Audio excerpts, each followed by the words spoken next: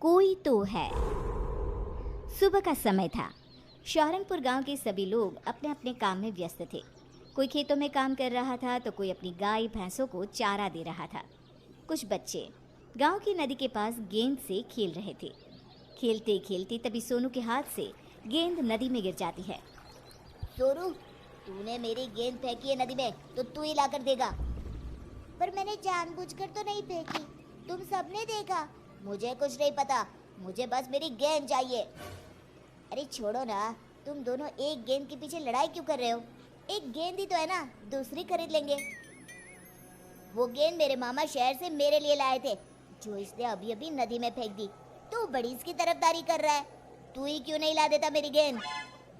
हाँ हाँ ठीक है, मैं ही लाऊंगा तेरी गेंद। पिंटू तरुण की गेंद लाने के लिए नदी में जाता है। सोनू उसे जाने से बहुत मना करता है क्योंकि गेंद पानी के बहाव से बहुत दूर जा चुकी थी, पर वो सोनू की एक नहीं सुनता और नदी में चला जाता है। नदी में जाते ही उसका पैर फिसल जाता है और वो जोर जोर से चिल्लाने लगता है, बचाओ बचाओ, कोई बचे, मैं डूब रहा हूँ। तुम्हारी वजह से देखो क्या हो गया, पिंटू डूब रहा है। पिंटू, तुम चिंता ना करो, मैं अभी किसी को मदद के लिए लाता हूँ। सोनू गांव से किसी को बुलाकर लाता, उससे पहले पिंटू खुद ही पानी से बाहर आ जाता है। तभी सोनू पिंटू की माँ को अपने साथ लेकर आता है। मेरे बच्चे, तू नदी में क्यों गया था? अगर तुझे कुछ हो जाता तो मेरा क्या होता? पर तू बाहर कैसे आया? मुझे ऐसा लगा जैसे किसी ने मुझे पकड़कर नदी से बाहर निकाला है, पर जब मैंने अपने पीछे मुड़कर देखा तो वहाँ कोई नहीं था।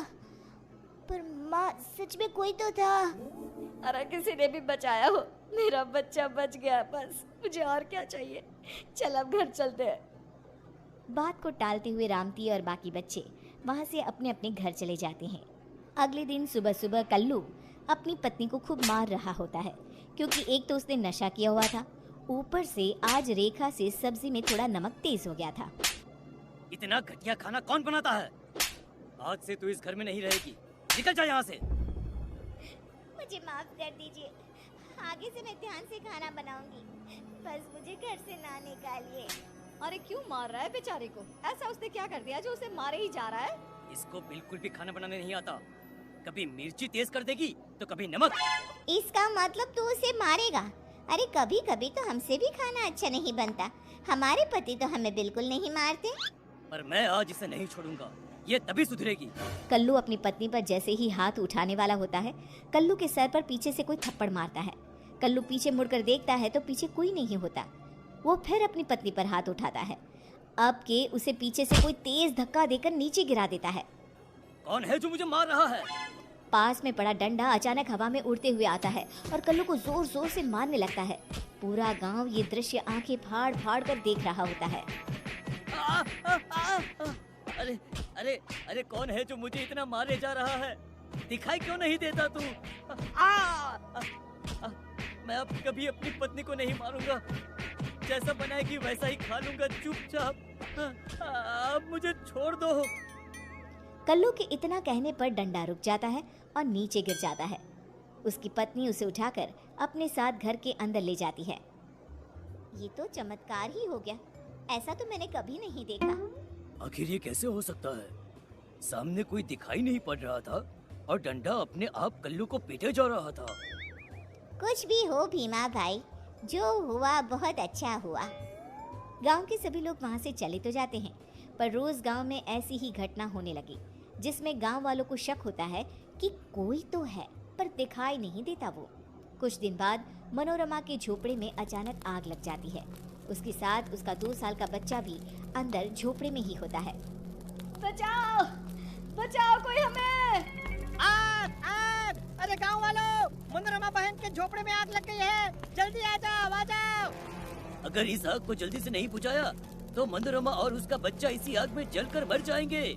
उसका पति भी घर पर नहीं है, अरे वो तो खेत पर है। बातें बनाना बंद करो और जल्दी से इस आग को बुझाओ, जल्दी करो।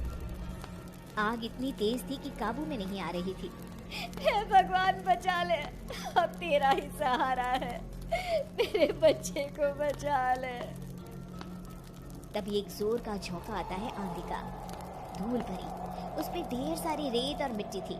गांव वाले अपनी अपनी आंखें बंद कर लेते हैं क्योंकि आंधी में उन्हें कुछ भी दिखाई नहीं पड़ रहा था। तभी वो धूल भरा झोंका मनोरमा के झोपड़े से टकराता है। मिट्टी और रेत की वजह से आग बुझ जाती है और मनोरमा अपने बच्चे को लेकर बाहर आ जाती है।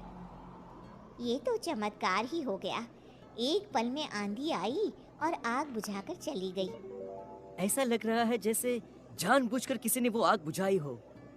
कोई तो था जिसने मेरी और मेरे बच्चे की जान बचाई, पर वो दिखाई नहीं दिया। ये हमारे गांव में क्या हो रहा है? कोई तो है पर वो हमें दिखाई क्यों नहीं देता? काकी ने बिल्कुल सही कहा। इस गांव में कभी भी कोई मुसीबत हो तो वो तुरंत आकर उसे बचा लेता है, पर कभी किसी ने उसे देखा नहीं, बस महसूस किया है। अरे मैं तो कहता हूँ क्यों न हम सब मंदिर के पंडित के पास चले। हाँ, ये सही रहेगा। वो पंडित जी बहुत पहुँचे हुए पंडित हैं। वो जरूर बताएंगे इसके बारे में। फिर सभी गांव वाले मिलकर मंदिर जाते हैं पंडित से मिलने। अरे भाई क्या हुआ? आज पूरा गांव मंदिर में कैसे? जरूर कोई बात है। आपने बिल्कुल सही कहा। हम सब आपसे उसके बारे में ही पूछने आए हैं, जो गांव में है तो सही पर दिखाई नहीं देता। पर हम सबको पूरा विश्वास है कोई तो है जो सबकी इतनी मदद करता है। तभी मंदिर की जोर से घंटी बजती है। सभी गांव वाले घंटी की तरफ देखते हैं पर वहाँ कोई नहीं होता। जो मैं देख सकता हूँ वो आप सब नहीं देख पा रहे। वो घंटी किसने बजाई ये सोच रहे हैं ना?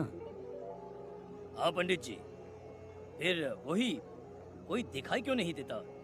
आपको तो सब दिखाई दे रहा है, तो बताइए ना कौन है वो? कौन है? वो भूत है। उसी ने घंटी बजाई है और वो बिल्कुल मेरे सामने खड़ा है। भूत का नाम सुनते ही सभी हैरान रह जाते हैं। पंडित अपने लोटे से जल लेकर भूत के ऊपर डालता है। तभी वो भूत सभी को दिखाई देने लगता है। सभी उस भूत को देखकर डरने लगते हैं।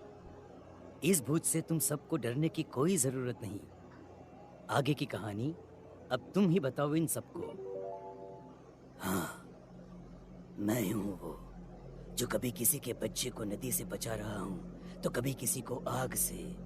वो सब मैंने ही किया है और ये सब मैं इसलिए कर रहा हूँ क्योंकि मुझे अपनी गलतियों पर बहुत पछतावा है। मैं वही चोर हूँ जो अक्सर गांव में चोरी किया करता था। मैंने बहुत से घरों को लूटा था। ये सब उसी का प्रायश्चित है। मैं मर गया और भूत बन गया, फिर भी मुझे अपनी गलतियों का पछतावा होता रहा।